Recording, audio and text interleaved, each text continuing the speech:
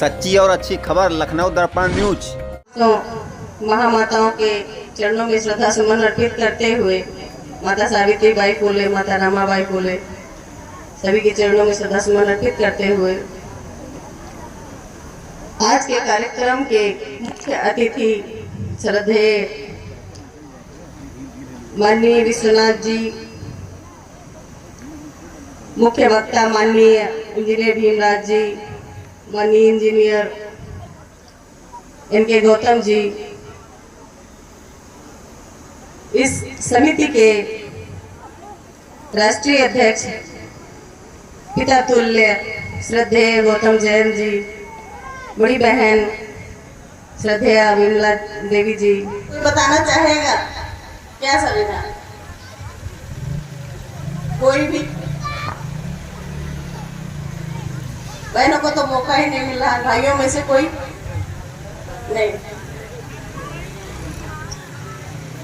सभी के लिए तो संविधान एक डॉक्यूमेंट, एक ऐसी पुस्तक जिससे वो समाज, वो देश गवर्न होता है।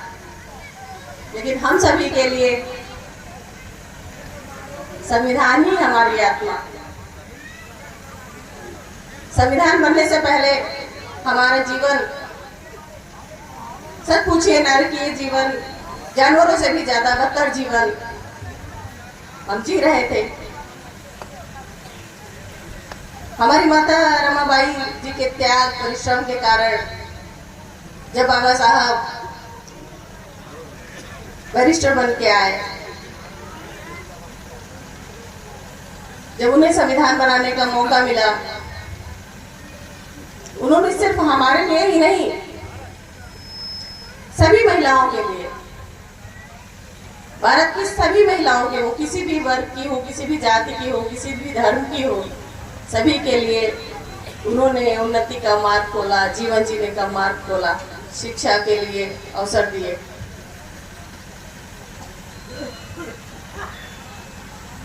संविधान हमें हमारे मौलिक अधिकार देता है। बाबा साहब ने कहा आर्टिकल 32 संविधान की आत्मा। बाबा साहब जानते थे कभी न कभी ऐसा समय आएगा कि हमारे जो अधिकार है, मौलिक अधिकार हमने संविधान में दे रखा है, उन पे कुठाराघात होगा, हमारे लोग प्रताड़ित किए जाएंगे, परेशान किए जाएंगे, तब उनकी कौन सुनेगा? बाबा साहब ने कहा कि आप संवैधानिक उपचार के तहत न्यायालय आइए, न्यायालय में आपकी बात सुनी जाएगी, वहां आप अपनी बात रख सकते हैं। मैंने देखा है गांव में ऐसा एक ही गांव में हमारे लोगों के जो घर हैं वो अलग तरह से, जनरल वालों के अलग तरह से, सारी सुविधाएं अलग तरह से। जागरूक नहीं है हम। अभी मैं आई तो मैंने कहा कि यहाँ सम्मान करने के लिए किसी भाई को भी बुलाया गया, जबकि प्रधान जी हमारे यहाँ की महिला, बाद में कहा गया कि महिला प्रधान जी को बुलाया गया।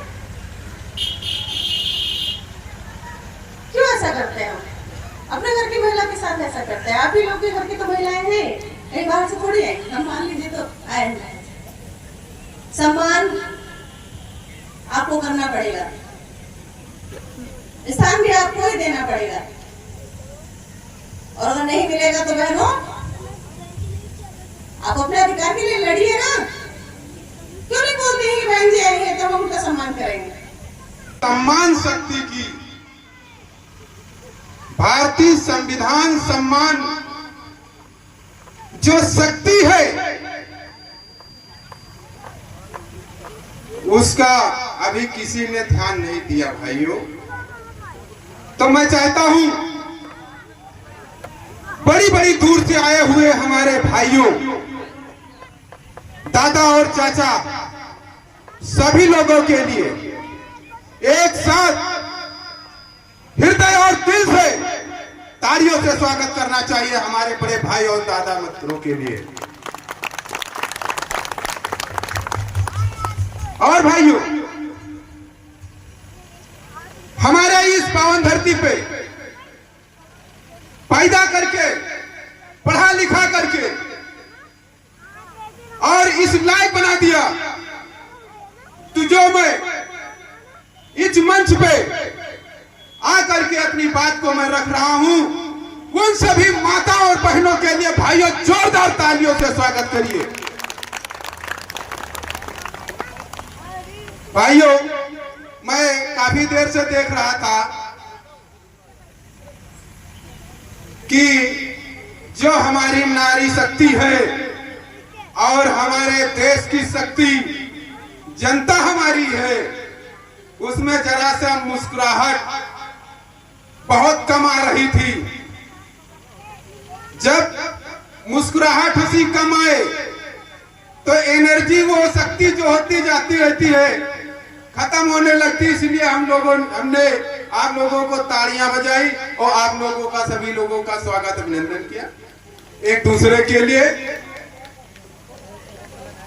आज हम सभी लोग एकत्र हुए। भाइयों, मैं कहीं भी जाता हूं, एक चीज के ऊपर मैं गौर देता हूं भाइयों, और उस चीज के ऊपर गौर देना आवश्यक होता है।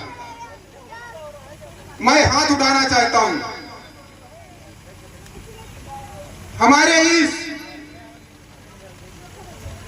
संगोष्ठी में, हमारे बीच में हमारी माताएं और बहनें, भाई, दादा लोग, गौतम भाइयों में से कितने लोग हैं, थोड़ा सा हाथ उठाएं। क्यों भैया, हाथ उठाने में क्या शर्म लगती है क्या? इसकी मैं गणना हर जगह पे करता हूं। Thank you. अब इसी बीच में रावत भाई है, कितने हमारे भाई हैं, वो लोग हाथ थोड़ा सा उठा के दिखाएं। Thank you. और हमारे यादव भाई लोग हैं यहाँ, पाल भाई, एक दादा हैं आप यादव जी। चलो, ललाई सिंह यादव जिंदाबाद। ताकि और भाई यहाँ पाल भाई कोई लोग हैं, क्योंकि भाइयों मैं इस चीज को गौरी तलब इसलिए करता हूं क्योंकि हमारे परम पूज्य बाबा साहब ने जो संविधान रचा, बहुत मेहनत की, कैसे संघर्ष किया, क्या किया। आप सभी लोग संविधान में पढ़ते हैं, तो इसी में किसी के एक के लिए नहीं किया है, ताकि संपूर्ण भारत के सभी जात के लोगों के लिए यह संविधान बना हुआ है। तो जहां पर संविधान की बात आती है, तो हम सभी लोगों को एक जगह पे एकत्र होना चाहिए, ताकि हम सभी लोग एससी, एसटी, ओबीसी, अन्य सभी लोग एक जगह पे नहीं होंगे, तो भाइयों हमारा यह बहुजन कैसे पूर्ण होगा?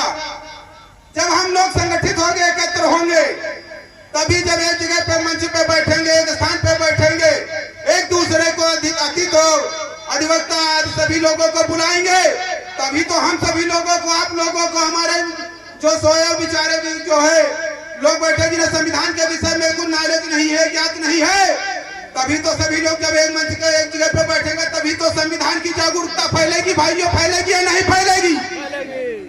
इसलिए एक दूसरे के साथ बैठना और उठना पसंद करिए भाइयों। हमें जातिवाद से कोई मतलब नहीं है, किसी बात से मतलब नहीं है, एक हम सभी को भाईचारे से मतलब है भाइयों, चाहे वो किसी भी जात का हो।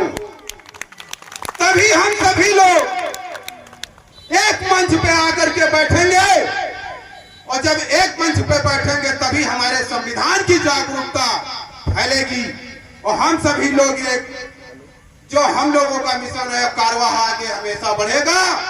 अपने जो जहां तक हम पहुंचना चाहते, उस पहुंच को, सफलता को हम सभी लोग हासिल कर लेंगे भाइयों।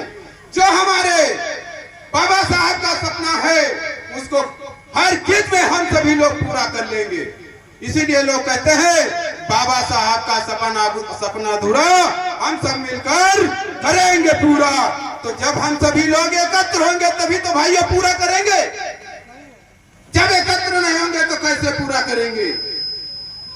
इसलिए सभी लोगों को भाइयों एक जगह पे बैठना है और एकत्र होना है।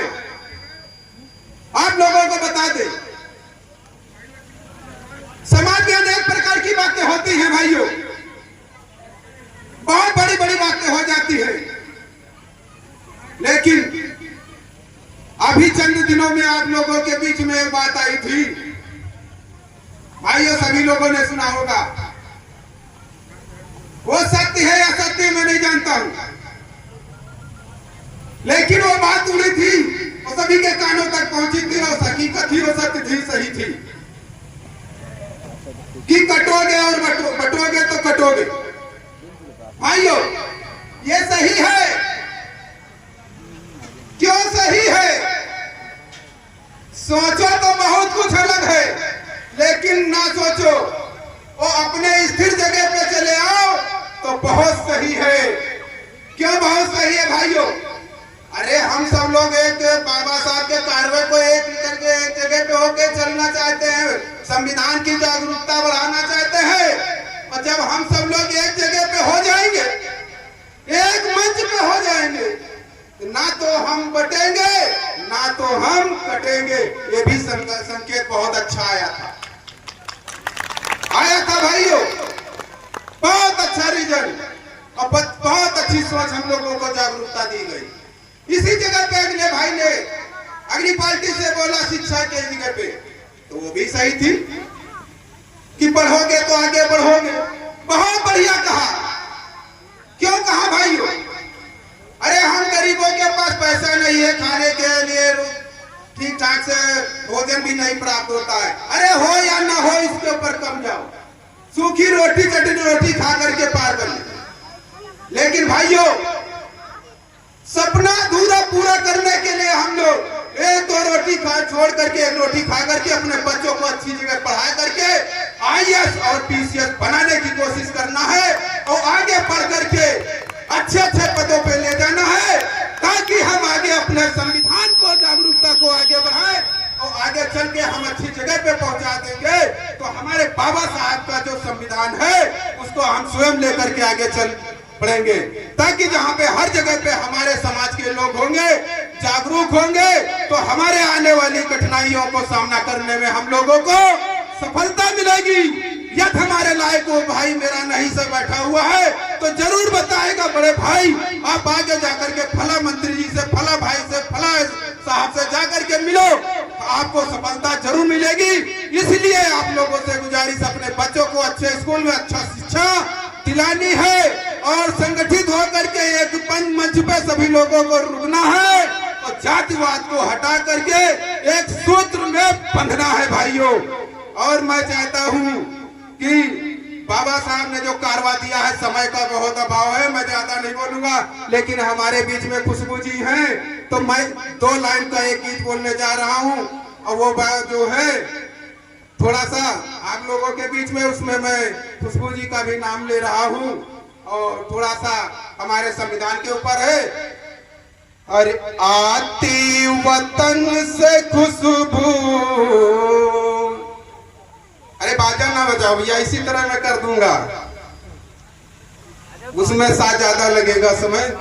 आती वतन से खुशबू अम्बेडकर के लाजिलो से, आती वतन से खुशबू अम्बेडकर के लाजिलो से, पत्थर की मरजाल क्या, पत्थर की मरजाल क्या टकराए बादलों से, पत्थर की मरजाल क्या टकराए बादलों से, आती वतन से खुशबू, आती वतन से खुशबू अम्बेडकर के लाजिलों से, आती वतन से खुशबू अंबेडकर के लाजिलो से जय भीम, जय भीम, जय जय जय भीम। या जो समय समय पर इस समाज को दिशा दिया है उन सभी को मैं नमन करता हूँ। आज की सभा के मुख्य अतिथि परम श्रद्धेय परम आदरणीय विश्वनाथ साहब जो राज्य मंत्री का दर्जा प्राप्त है, इनके गौतम साहब, बिमला जी, हमारी वकील साहिबा गौतम जैन जी के शान ऐसा माननीय राज्य मंत्री माननीय विश्वनाथ साहब के मैं नमन आभार करती हूँ कि साहब अपना कीमती समय यहाँ दिए और हम लोगों को अपना आशीर्वाद देने के लिए इस बछरावा की धरती पर पहुंचे हैं। तो आइए साहब के लिए जोरदार तालियों से स्वागत करिए और उनका सम्मान में मैं कहना चाहती हूँ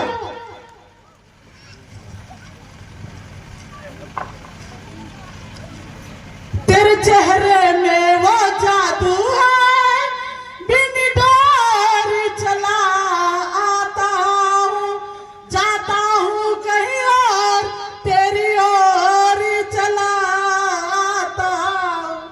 साहब के सम्मान में और हम भारत के लोग मैदान में इसी कड़ी में माननीय इंजीनियर भीमराव साहब के जो हमारे भारतीय संविधान सम्मान समिति के राष्ट्रीय प्रमुख महासचिव हैं, मैं उनके सम्मान में कहना चाहती हूँ, कौन आया किस तारों में चमक जागी उठी और दिल के सोए हुए तारों में खनक जागी उठी, कौन आया।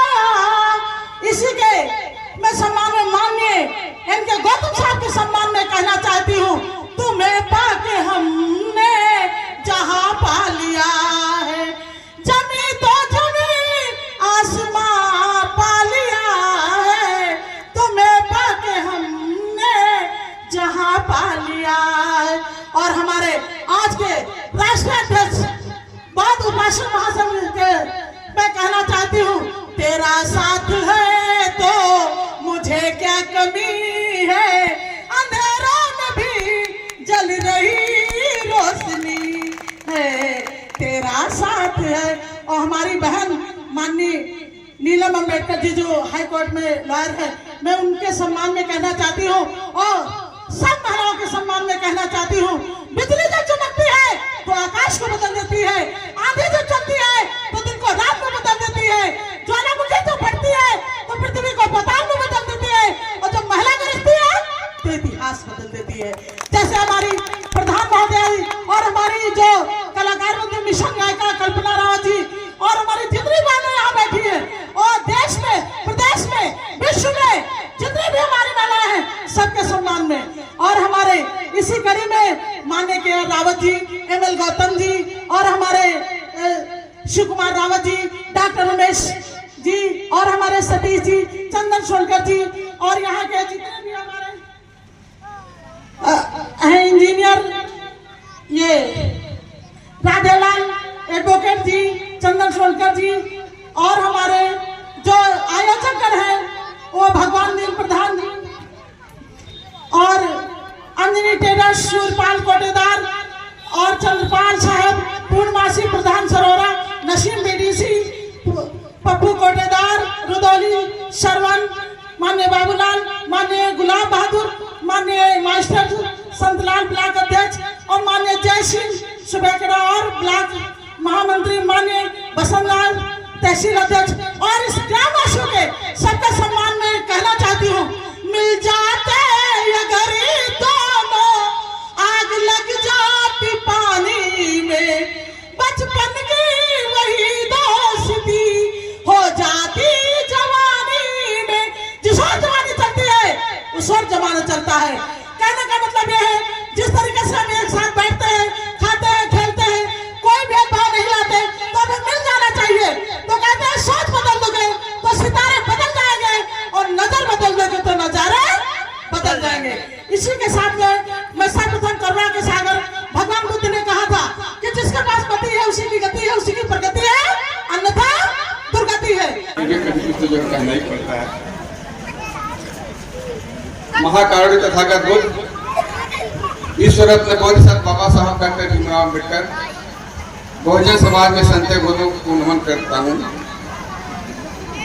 आज मछरामा की धरती पर संविधान जागरूकता गोष्ठी जो है बौद्ध उपासक महासभा द्वारा आयोजित किया गया है। इस कार्यक्रम की अध्यक्षता कर रहे हमारे तो राष्ट्रीय अध्यक्ष जी माननीय गौतम जैन जी, उपाध्यक्ष माननीय के रावत जी, राष्ट्रीय महामंत्री विमला बौद्ध जी, माननीय राष्ट्रीय उपाध्यक्ष माननीय एम.एल. गौतम जी, माननीय कोषाध्यक्ष बौद्ध उपासक महासभा के राधे लाल जी, आयोग बंधुओं में से भगवान जी प्रधान सूर्यपाल ठेकेदार जी, पूर्णवासी प्रधान जी, नसीम बीडी सिंह, जय सिंह, सुबंश खेड़ा जी और शिव कुमार रावत जी, प्रदेश संगठन मंत्री भारतीय संविधान सम्मान समिति डॉक्टर उमेश कुमार प्रधान अलीहाबाद एवं राष्ट्रीय अध्यक्ष भारतीय किसान मजदूर महासंघ, सामने बैठे हुए सभी हमारे भाइयों बहनों सारे बच्चों,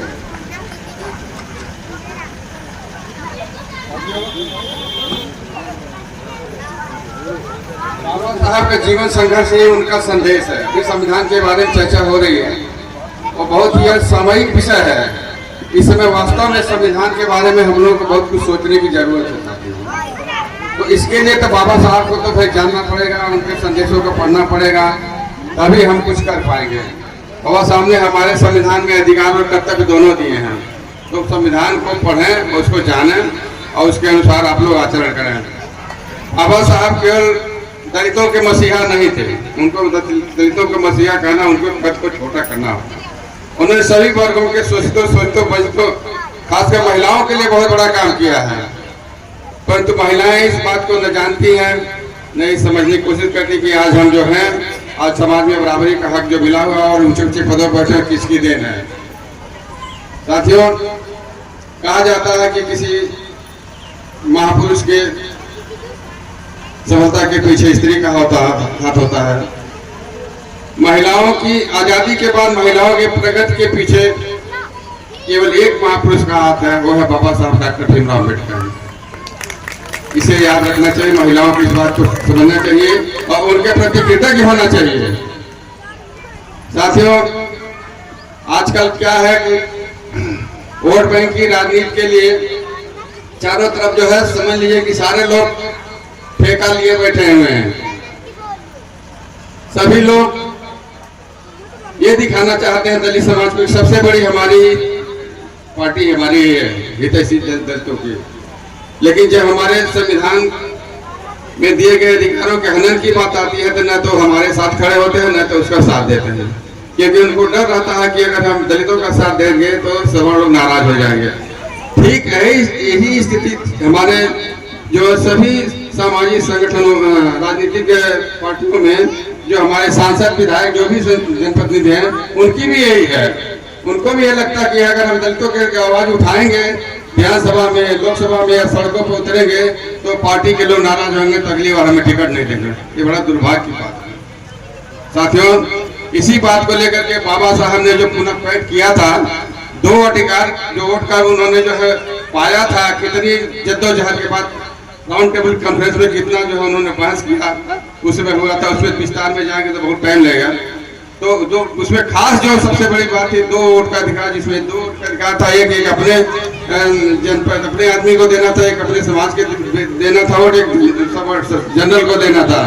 अगर वो अधिकार वही चीज गांधी जी को पता चला कि अगर ये दोनों अधिकार मिल गए तो फिर इन्हीं लोगों की सत्ता हमेशा होगी, इसीलिए ये जाकर के जो इतना बड़ा उन्होंने नाटक किया और वहाँ आमरण अनशन करके अवधा जेल में इसको जो है बाबा साहब को समझौता करना पड़ा। और इसको जानना चाहिए हम लोग के बाबा साहब को किन परिस्थितियों में समझौता करना पड़ा, उससे क्या लाभ हुआ, क्या हम लोग कितना फायदा हुआ। साथियों, ये विस्तार की बात है, समझने की बात है।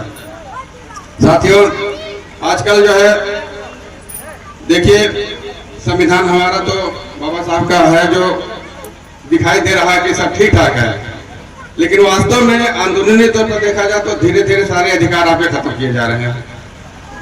सभी संस्थाओं को, जब सरकारी संस्थान है, उनका निजीकरण करने का मतलब है कि आरक्षण समाप्त किया जाना। आरक्षण के बदौलत ही पढ़ लिख करके बाबा साहब ने हमको अधिकार दिया, उसी की बदौलत हम लोग यहाँ पर दिखाई दे रहे हैं। अदरवाइज हम लोग दूसरों के खेतों खलिहानों में काम कर रहे होते साथियों। ये बाबा साहब की देन है। तो ये चीज जो है, ये समझने की चीज है। आरक्षण खत्म हो रहा है। शिक्षा इतनी महंगी कर दी गई कि हमारे लोगों के बस की बात नहीं है। जो मध्यम वर्ग के हैं, नहीं पढ़ा पाएंगे बच्चों को, जो है सबके बस की बात नहीं है। तो ये भी एक बहुत बड़ा कारण है कि शिक्षा से वंचित करने का ये भी एक साजिश है, कारण है साथियों। तो इसको भी समझना पड़ेगा साथियों। अपने बच्चों को आप लोग जो है पढ़ाएं। ये सोचिए कि नहीं नौकरी ही करेगा मेरा बच्चा तभी हम पढ़ाएंगे, ऐसा नहीं है। पढ़ाई जो है बेकार नहीं जाती है। पढ़ाई करेगा तो अपने अच्छे बुरों का ख्याल रखेगा, अच्छा काम करेगा, गलत काम नहीं करेगा।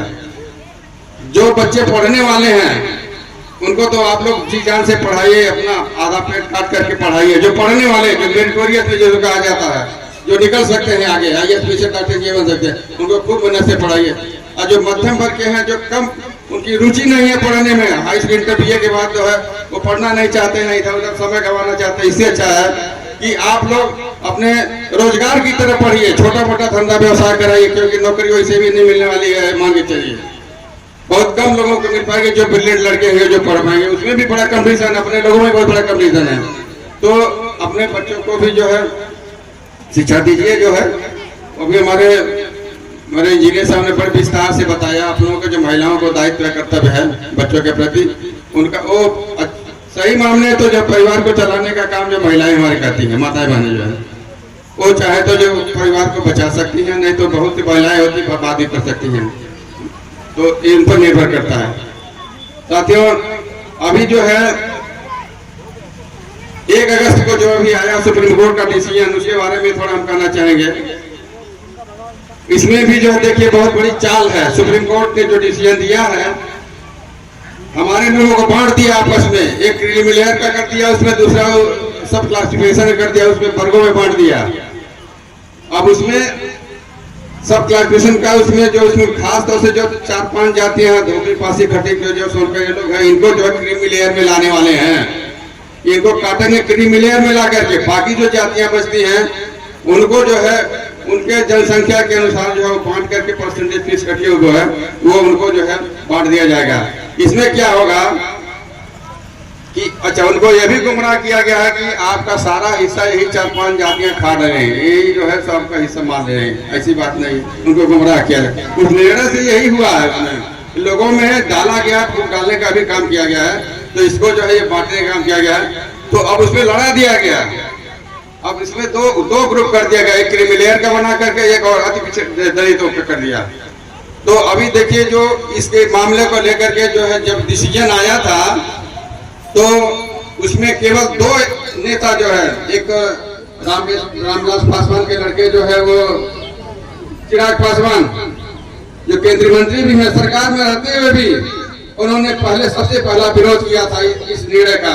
उसके बाद बहन कुमारी मायावती जी ने किया था। उसके अलावा कोई आदमी नहीं ने तो इसका विरोध किया, न तो कहीं स्टेटमेंट दिया कि संविधान संशोधन बिल ला करके इसको खत्म किया जाए, किसी ने नहीं किया था।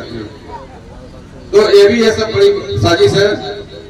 तो आपस में बांटने काम किया। तो हमारे लोग जो इस तरह से जो अति दलित हैं, जो गुमराह हो गए हैं। अभी 21 अगस्त को जो है भारत बंद का आह्वान किया गया था, उसको देख लीजिए। 2 अप्रैल 18 को जो आह्वान हुआ था, एट्रोसिटी एक्ट जो है अत्याचार निवारण, अनुसूचित जनजाति अत्याचार निवारण को लेकर के जो 2 अप्रैल 18 को जो जन आंदोलन हुआ था, हमारे पूरे दलित समाज जो है भारत की सड़कों पर उतर गया था और सरकार को झुकना पड़ा और फिर उसको अपने आदेश को सुप्रीम कोर्ट के निर्णय बदलना पड़ेगा अनुसूचित जाति अत्याचार निवारण पर।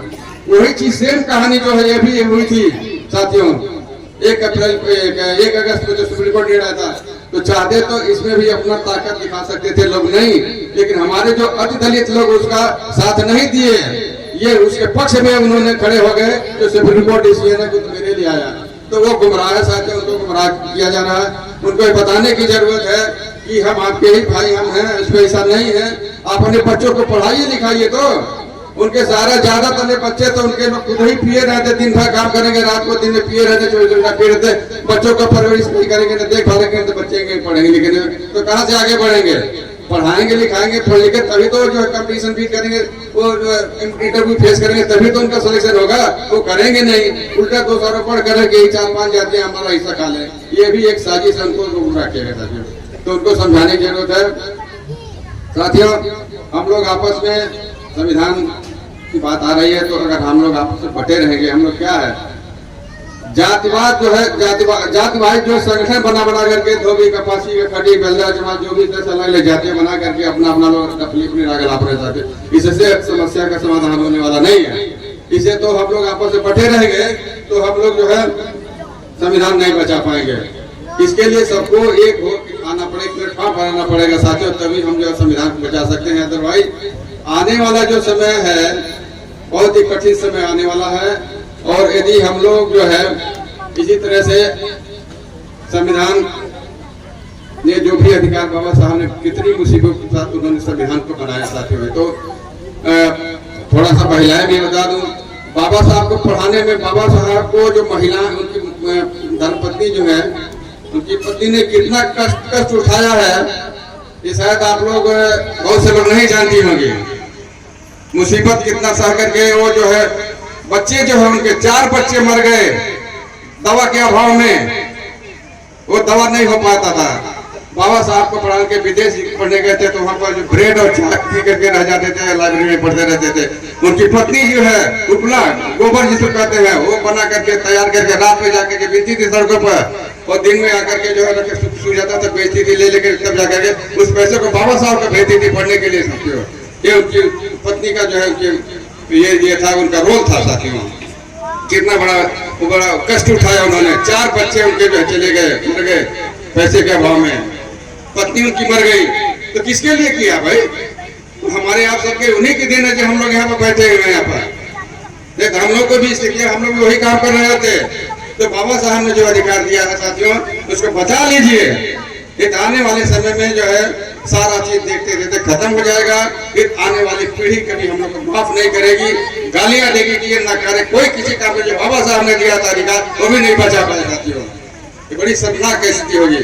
तो मैं ज्यादा नहीं कहूँगा, मैं इतना कहूँगा कि आप लोग आपस की मतभेद को भुला करके, जहाँ भी जितने भी संगठन है, ठीक है, अपने जातिवाद संगठन बनाए हुए कोई बात नहीं, अपने मजबूत करिए, लेकिन जहाँ एक साथ एक प्लेटफॉर्म बनाने की जरूरत है, अपने अधिकारों के रक्षा की बात आती है, एक साथ खड़े हुए मरने जीने के लिए तैयार नहीं साथियों, तभी आपका संविधान बच सकता है, अपना अधिकार बचा सकते हैं।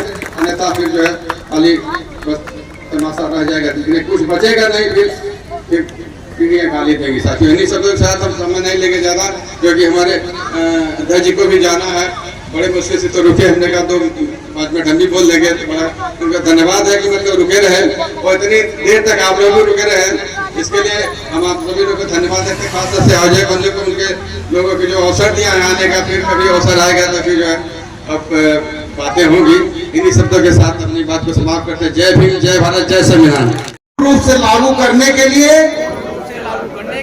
तथा संविधान के मूल कर्तव्यों व अधिकारों को अपने स्वयं के व्यवहार में अमल करने के लिए आजीवन कृत संकल्पित रहेंगे एवं जीवन के आखिरी सांस तक इसकी रक्षा के लिए प्रतिबद्ध रहेंगे। भारतीय संविधान, भारतीय संविधान, भारतीय संविधान। अब हम अपने अध्यक्ष जी